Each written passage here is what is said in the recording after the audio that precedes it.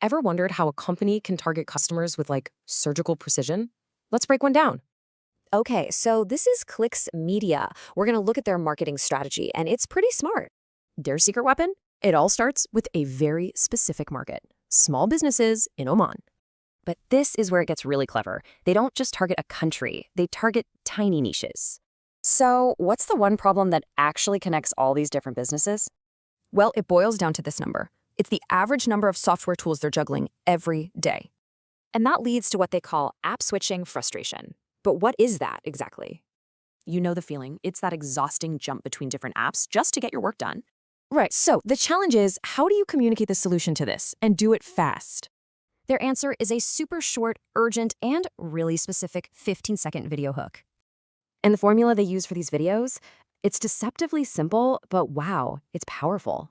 The real power here is in that specificity. It's marketing that speaks directly to one person's problem. See, they're not really selling software features. They're selling relief from a daily known frustration. Which kind of makes you wonder, in such a noisy world, is this the future of marketing?